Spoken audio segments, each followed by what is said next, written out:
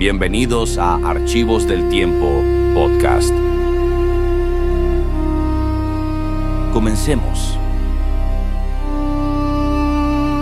Durante siglos fue un fantasma en los mapas.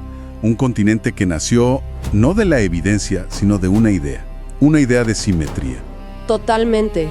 Los antiguos griegos lo postularon por una necesidad de equilibrio, una terra australis incógnita, que significa literalmente la tierra desconocida del sur. Simplemente tenía que existir. Tenía que estar ahí para contrarrestar las tierras del norte. La pregunta de hoy es, ¿cómo pasamos de un concepto, digamos, filosófico a explorar, reclamar y finalmente proteger el lugar más frío y remoto del planeta? Esa es la gran pregunta. Porque es un viaje que refleja, nuestras propias ambiciones, nuestra capacidad para la competencia más feroz y, sorpresivamente, también nuestra capacidad para ponernos de acuerdo. Totalmente. Para este análisis tenemos una colección de textos históricos, crónicas de expediciones y varios análisis científicos. La idea es meternos de lleno en las distintas eras de la Antártida. Cómo pasó de ser un mito a un premio, una fábrica y, finalmente, un laboratorio global. Un recorrido fascinante, la verdad. A ver, empecemos por el principio, por la idea misma. O sea que todo arranca como un ejercicio mental. Así es. Aristóteles y después Ptolomeo ven el mundo y piensan en balance. Si hay un Ártico al norte, pues debe haber un Antártico al sur para que todo esté en equilibrio. Era pura lógica, ¿no? No un descubrimiento. Y lo increíble es lo persistente que fue esa idea. Se mantuvo viva por más de 1500 años. Si uno ve los mapas del Renacimiento, como el de Orontius Finaus de 1531, ahí está. Sí, lo he visto. Un continente gigantesco y totalmente imaginado en el Polo Sur, a veces incluso conectado con Sudamérica. Pero claro, en algún momento la realidad tuvo que empezar a chocar con la imaginación. Y chocó de forma bastante violenta. En 1578, el navegante inglés Francis Drake es arrastrado por una tormenta brutal, mucho más al sur del Cabo de Hornos. Ajá. Cuando la tormenta amaina, se da cuenta de que no hay tierra, hay mar abierto. Y eso fue un hallazgo clave, porque demostró que América no estaba pegada a ese supuesto gran continente del sur. Espera, pero aquí creo que hay una controversia histórica, ¿no es así? Porque se habla del pasaje de Drake, pero hay quienes dicen que un español llegó ahí mucho antes. Exacto, y es un punto que la historiografía española defiende con buenas pruebas. Sostienen que en 1526, más de 50 años antes que Drake, un navegante español llamado Francisco de Oces. ¿50 años? También fue empujado por una tormenta hasta esa misma zona. Por eso, en España y en parte de Latinoamérica, a esa masa de agua se le conoce como Mar de Oces. Entonces, estos primeros contactos fueron pura casualidad. Nadie buscaba la Antártida. Para nada. Eran las tormentas las que los empujaban hacia el misterio. Completamente. Eran accidentes, consecuencias de buscar nuevas rutas comerciales o de la simple furia del océano. La tecnología de la época, la carabela era una maravilla, sí, pero estaba diseñada para sobrevivir, no para explorar deliberadamente aguas tan peligrosas. El continente blanco seguía protegido por su propio clima, digamos. Exacto. Entonces, por casi 2 siglos, todo se basó en la suerte y las tormentas. ¿Cuándo pasamos de tropezar con el continente a buscarlo deliberadamente? Ahí es donde entra una figura que lo cambia todo. El capitán James Cook. Ajá. Su segundo viaje, entre 1772 y 1775, no fue un accidente. La misión que le encargaron era muy clara: encontrar o desmentir de una vez por todas la existencia de la Terra Australis. Y lo logra de una forma bastante particular. El 17 de enero de 1773 es la primera persona en la historia en cruzar el Círculo Polar Antártico. Pero lo que encuentra es, una muralla de hielo impenetrable. Su conclusión es famosa y muy pesimista. Nadie se atreverá jamás a ir más lejos que yo. Este país está condenado por la naturaleza. Y aquí es donde la historia da un giro irónico. Por un lado, el informe de Cook, tan negativo, desmitifica la idea de un paraíso austral y frena la exploración por casi 50 años. Claro, ¿para qué ir si solo había hielo? Exacto. Pero por otro lado, sus diarios detallaban otra cosa. una abundancia casi increíble de focas y ballenas. O sea que, qué ironía, ¿no? Al declarar el continente sin valor para la humanidad, Cook accidentalmente lo convirtió en un imán para la industria. Totalmente. Lo que él vio como un desierto de hielo, otros lo vieron como una mina de oro flotante. Exactamente. Se abrió la veda. Los siguientes en aventurarse en esas aguas no fueron exploradores, sino loberos y foqueros de todas las nacionalidades. A cazar. A cazar. Buscaban pieles y aceite. Fue la incorporación brutal de la Antártida al sistema capitalista global. Una nueva frontera de recursos por explotar. Y me imagino que esa explotación no tardó en volverse industrial. Para nada. El punto de inflexión es 1904, cuando la Compañía Argentina de Pesca se establece en Grytviken, en las Georgias del Sur. Ajá. Con capital argentino y la experiencia de balleneros noruegos, montan la primera factoría moderna de la región. Crean asentamientos semipermanentes para procesar miles de ballenas. ¡Miles! La Antártida ya no era un mito, era una fábrica. Pero una fábrica con fecha de caducidad, supongo. No se puede cazar ballenas y focas a ese ritmo para siempre. ¿Qué vino después de esa fiebre extractiva? Pues como suele pasar, después de la fiebre del oro, viene la búsqueda de la gloria.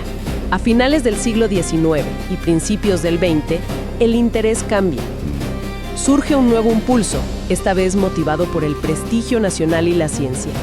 Es lo que conocemos como la era heroica. Una era de hazañas increíbles y también de tragedias espantosas. Empieza a tomar forma con la expedición belga de Adrien de Gerlache en 1897. Su barco queda atrapado en el hielo. Sí. Y se convierten en los primeros humanos en pasar un invierno entero en la Antártida. Y a bordo, aprendiendo de esa experiencia brutal, iba un joven segundo oficial llamado Roald Amundsen. Una lección que, como veremos, le sería increíblemente útil. Sin duda, porque lo preparó para la carrera más famosa de la exploración, la conquista del Polo Sur. El gran duelo. Por un lado, el noruego Amundsen, metódico, pragmático, que había aprendido de los inuit a usar trineos de perros. Por el otro, el británico Robert Falcon Scott, un oficial de la Marina valiente, pero que apostó por ponis y unos trineos motorizados que fueron un desastre. Dos filosofías de exploración completamente opuestas enfrentadas en el lugar más extremo del mundo. Y el resultado fue dramático. El 14 de diciembre de 1911, Amundsen llega al polo, planta la bandera y regresa sin problemas. Misión cumplida. Scott llega un mes después, es 18 de enero de 1912, solo para encontrar la tienda y la bandera de su rival. La decepción debió ser aplastante. En el viaje de regreso, agotados y atrapados por el mal tiempo, Scott y sus hombres mueren. Mueren a solo 18 kilómetros de un depósito de comida. Es terrible. Es una de las historias más desgarradoras de la exploración. Morir de hambre y frío sabiendo que la salvación estaba literalmente casi al alcance de la mano. Muestra la delgada línea entre la gloria y la tragedia en ese entorno. Pero esta era heroica fue más que solo la carrera al polo. Estaba Shackleton y sus historias de supervivencia, por ejemplo. Y algo que a menudo se pasa por alto, la relación entre los científicos y los balleneros. Me cuesta imaginar eso. Sí, parece un contraste fuerte. Tienes a estos científicos con objetivos de conocimiento puro y al lado una industria bastante brutal. ¿No había conflictos de interés? ¿O de verdad se ayudaban mutuamente? Es una excelente pregunta, porque la relación era una simbiosis necesaria. Las expediciones científicas de la época, como las del francés Charcot o el alemán Filchner, dependían logísticamente de las estaciones balleneras. ¿Para qué? Para conseguir carbón, alimentos o ayuda con reparaciones. Y de esa cooperación surgió un hito fundamental. En 1904, una expedición escocesa liderada por William Bruce, al no poder seguir manteniendo su estación meteorológica en las Islas Orcadas del Sur, se la ofrece a Argentina. Y Argentina la acepta. La acepta y se compromete a mantenerla operativa. Esa estación es hoy la base Orcadas, el asentamiento humano permanente más antiguo de toda la Antártida, operando de forma ininterrumpida desde hace más de un siglo. Increíble. Ok, la tragedia de Scott y el fin de la carrera al polo marcaron el final de una era. El foco ya no estaba en plantar una bandera en un punto geográfico. Entonces, ¿qué seguía? ¿Se abandonó la exploración? No, para nada. Se transformó. La nueva frontera no se conquistaría a pie, sino desde el aire. Ah, claro.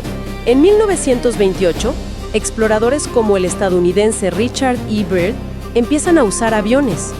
De repente, lo que a Amundsen y Scott les tomó meses de sufrimiento se podía cubrir en horas. Cambió la escala por completo. Totalmente. Ya no se trataba de llegar a un punto, sino de mapear un continente entero. Y con los mapas, me imagino, llegaron las reclamaciones. Inevitablemente. Con esos mapas aéreos, los países empezaron a trazar líneas en el mapa y a reclamar su porción de la Antártida. El pastel antártico. Exacto. Tras la Segunda Guerra Mundial y con la Guerra Fría en pleno apogeo, la tensión se disparó. Vimos expediciones militares como la Operación High Jump de Estados Unidos en 1946. Argentina, Chile y el Reino Unido establecieron bases en territorios que se superponían. Se puso tenso. Mucho, generando una carrera por la soberanía. Parecía que la Antártida se iba a convertir en otro campo de batalla. Ok, esto me parece un momento clave. El mundo está dividido en dos bloques, al borde de la guerra nuclear, pero en el lugar más inhóspito del planeta deciden colaborar. Suena casi imposible. ¿Qué catalizó ese cambio de mentalidad? Ocurrió algo extraordinario. El Año Geofísico Internacional de 1957-1958. ¿Qué fue eso exactamente? Fue una iniciativa científica global para estudiar el planeta, y la Antártida fue uno de los focos principales. 12 países, incluyendo a Estados Unidos y la Unión Soviética, en el peor momento de la Guerra Fría, acordaron dejar de lado sus disputas políticas y colaborar puramente en la ciencia. Y fue un éxito rotundo. Y el legado de ese año de ciencia fue mucho más allá, ¿verdad? Absolutamente. El legado más importante fue el Tratado Antártico, firmado en 1959 por esos mismos 12 países. Es un documento de verdad revolucionario. ¿Por qué? Primero, prohíbe cualquier actividad militar. Es el primer continente desmilitarizado del mundo. Segundo, consagra el territorio a la paz y la investigación científica libre. Y tercero, y este es el corazón del tratado, congela todas las reclamaciones de soberanía. ¿Qué significa congelar exactamente? Es como si todos hubieran apretado el botón de pausa al mismo tiempo. Nadie renuncia a su pedazo del pastel, digamos, pero nadie se lo puede comer ni pedir uno nuevo. Entiendo. Las reclamaciones existen en papel, pero en la práctica no se pueden ejercer. Y a ese tratado se le añadió después una capa más de protección. Correcto. En 1991 se firmó el Protocolo de Madrid. Este designa a la Antártida como una reserva natural dedicada a la paz y la ciencia. Y, lo más importante, prohíbe toda actividad minera por un periodo de al menos 50 años. ¿50 años? Básicamente blindó al continente contra la explotación de recursos minerales. Bueno, y todo esto de la historia ballenera, ¿cómo conecta con la Antártida que vemos hoy en día? La industria colapsó, pero su huella física sigue ahí. Sigue ahí. Pero se ha transformado en algo completamente diferente. Es una de las ironías más fascinantes de toda esta historia. A ver, explícame eso. Si uno mira la lista de los sitios más visitados por los turistas hoy en día, ve nombres como Puerto Locroy en la isla Goudier, la Bahía Balleneros en la isla Decepción o Puerto Neco. Todos ellos eran antiguos enclaves balleneros, lugares de matanza industrial. ¿En serio? O sea, los turistas van a ver los restos de las viejas factorías. Exactamente. Esos edificios abandonados, los barcos varados, los enormes huesos de ballena que cubren las playas. Todo eso se ha convertido en monumentos históricos protegidos. ¡Qué loco! El turismo moderno, que está muy regulado por organizaciones como la Asociación Internacional de Operadores Turísticos Antárticos, o IATO, sigue en gran medida las mismas rutas que los barcos balleneros. La ironía es potentísima. Es profunda. La actividad que casi exterminó a las ballenas ha dado paso a una industria multimillonaria basada en su observación. ¿Tal cual? Donde antes había arpones, ahora hay cámaras. Es un reflejo perfecto de un cambio radical en nuestra mentalidad sobre la relación con la naturaleza. El turismo ha resignificado por completo el legado ballenero. Así que hemos recorrido un camino larguísimo. Desde un fantasma en un mapa, una idea de equilibrio, pasando por la ambición personal, la tragedia heroica, el lucro descarnado, hasta llegar a un modelo único de cooperación internacional. La historia de la Antártida es en muchos sentidos un espejo de la propia evolución de la humanidad. Ajá. Refleja nuestra capacidad para la competencia más destructiva, pero también, y esto es lo esperanzador, nuestra capacidad para la ciencia, la colaboración y la visión a largo plazo. Y con esa visión a largo plazo en mente, cerramos con una pregunta que queda en el aire. El Protocolo de Madrid, el que prohíbe la minería, enfrenta una posible revisión a partir del año 2048. Ya no falta tanto. No. En esa fecha, cualquiera de los países firmantes puede pedir que se reconsidere la prohibición. Y mientras la ciencia sigue descubriendo maravillas bajo el hielo, desde lagos subglaciales que podrían albergar vida hasta archivos del clima de nuestro planeta, la presión global por los recursos aumenta. Y las tensiones geopolíticas no desaparecen. Para nada. La pregunta que queda flotando es, ¿prevalecerá el espíritu de paz y ciencia que ha definido a la Antártida durante más de medio siglo? ¿O veremos resurgir las viejas ambiciones de soberanía y explotación en el último continente verdaderamente compartido de la Tierra? El viaje por la historia nunca termina, solo espera el próximo destino. Nos reencontramos pronto